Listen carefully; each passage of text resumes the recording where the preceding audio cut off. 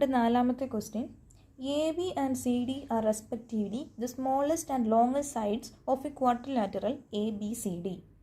Show that angle A greater than angle C and angle B greater than angle D. നമുക്കിവിടെ figure തന്നിട്ടുണ്ട്.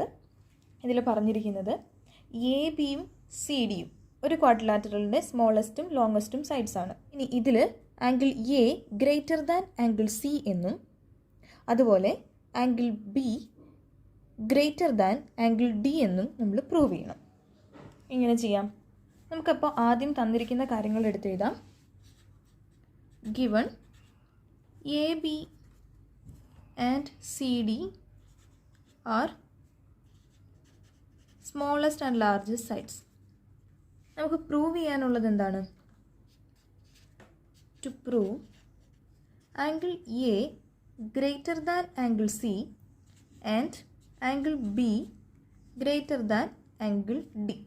ഇത്രയും കാര്യങ്ങളാണ് നമുക്ക് prove ചെയ്യേണ്ടത്. നമുക്കപ്പം ആദ്യം ഈ ഒരു ക്വാഡ്രിലാറ്ററലിനെ ഒന്ന് ഡിവൈഡ് ചെയ്യാം. അതിന് വേണ്ടി നമുക്ക് ഈ എ സിയെ ഒന്ന് ജോയിൻ ചെയ്യിക്കാം. Join A C. നമ്മളിപ്പോൾ ഇവിടെ എ സിയെ ജോയിൻ ചെയ്യിച്ചിട്ടുണ്ട്. അപ്പോൾ നമുക്കിവിടെ 2 ട്രയാങ്കിൾസ് കിട്ടി.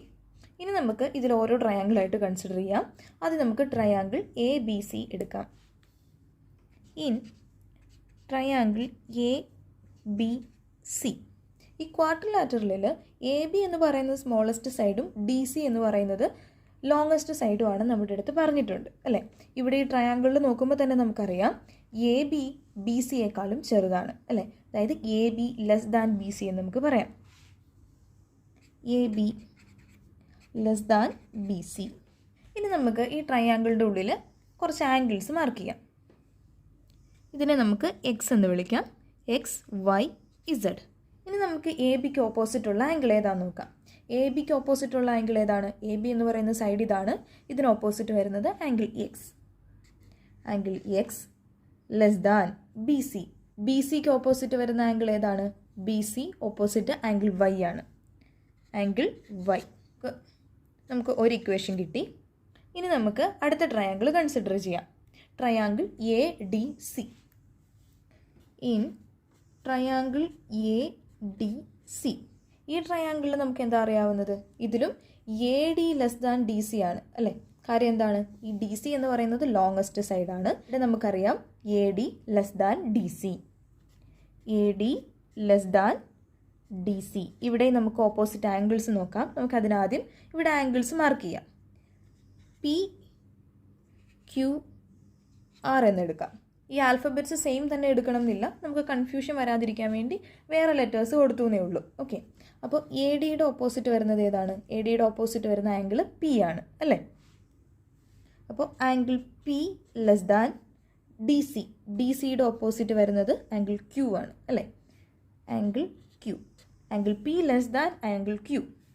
നമുക്ക് രണ്ടാമത്തെ ഒരു ഇക്വേഷനും കൂടെ കിട്ടി. ഇതിങ്ങനെ എടുക്കാനുള്ള കാരണം എന്താണ്? അതും നമ്മൾ ഇതുവരെ ഉപയോഗിച്ച സെയിം പ്രോപ്പർട്ടി തന്നെയാണ്. Angle opposite to longer side is greater. നമുക്ക് ഈ 2 ഇക്വേഷൻസും കൂടി ഒന്ന് ആഡ് ചെയ്യാം. Angle X less than angle Y. Angle P less than angle Q. ഈ 2 ഇക്വേഷൻസും കൂടെ നമ്മൾ ആഡ് ചെയ്യാണ്. ഇനി angle X plus angle P. ഇവിടെ ആംഗിൾ എക്സ് ഏതാണ്? ഇതാണ് അല്ലേ. ആംഗിൾ പി എന്ന് പറയുന്നത് ഇതാണ്.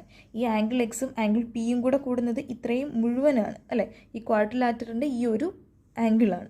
ഇത് ഏത് ആംഗിളാണ്? ആംഗിൾ സി ആണ് അല്ലേ. അപ്പോൾ angle X plus angle P എന്ന് പറയുന്നത് angle C less than angle Y angle Q. Angle Y എന്ന് പറയുന്നത് ഇതാണ്. ആംഗിൾ ക്യൂ ഇതാണ്. ഇത് രണ്ടും കൂടെ കൂടുന്നത് ആംഗിൾ എ ആണ് അല്ലേ. Angle A. നമുക്ക് angle C less than angle A എന്ന് കിട്ടി. നമുക്കിവിടെ പ്രൂവ് ചെയ്യേണ്ടതിൽ ഒരെണ്ണം എന്തായിരുന്നു? Angle A greater than angle C എന്നായിരുന്നു. അത് തന്നെയല്ലേ ഇത്. നമുക്ക് നേരെ തിരിച്ചെഴുതാം. Angle A greater than angle C. നമ്മൾ പ്രൂവ് ചെയ്ത് കഴിഞ്ഞു. ഇനി ഒരു കാര്യം കൂടെയുണ്ട്. Angle B greater than angle D എന്നുകൂടി പ്രൂവ് ചെയ്യണം. ഇപ്പം നമ്മൾ ആംഗിൾ എയും സിയും കൂടെ ജോയിൻ ചെയ്തിട്ടാണ് angle A greater than angle C എന്ന് പ്രൂവ് ചെയ്തത് അല്ലേ. ഇനി നമുക്ക് ആംഗിൾ ബിയും ഡിയും ആണ് പ്രൂവ് ചെയ്യേണ്ടത്. അപ്പോൾ നമുക്ക് ഇത് തമ്മിൽ ജോയിൻ ചെയ്യാം. Angle B greater than angle D എന്ന് പ്രൂവ് ചെയ്യാൻ വേണ്ടി നമ്മൾ ബിയും ഡിയും തമ്മിൽ ജോയിൻ ചെയ്തിട്ടുണ്ട്. ഇനി നമ്മൾ ഇതിലും നേരത്തെ ചെയ്ത പോലെ തന്നെ ഓരോ ട്രയാങ്കിൾസ് ആയിട്ട് കൺസിഡർ ചെയ്യാം. ആദ്യം നമുക്ക് triangle A B D consider ചെയ്യാം. In triangle A B D. ഇവിടെ എങ്ങനെയാണ്? ഇവിടെ A B less than A D ആണ് അല്ലേ?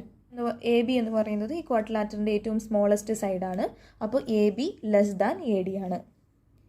A B less than A D. ഇനി ഇതിന് നമുക്ക് കുറച്ച് ആംഗിൾസ് കൊടുക്കാം. നമുക്കിതിന് small letter A B C D എന്ന് കൊടുക്കാം. ഓക്കെ. ഇനി എ ബിയുടെ ഓപ്പോസിറ്റ് വരുന്ന ആംഗിൾ ഏതാണ്? എ ബിയുടെ ഓപ്പോസിറ്റ് വരുന്ന ആംഗിൾ സ്മോൾ ബി ആണ് അല്ലേ? Angle B. ഇനി അടുത്തത് ലെസ് ദാൻ എ ഡി. എ ഡിയുടെ ഓപ്പോസിറ്റ് വരുന്ന ആംഗിൾ എ ആണ്. Angle A. Angle B less than angle A.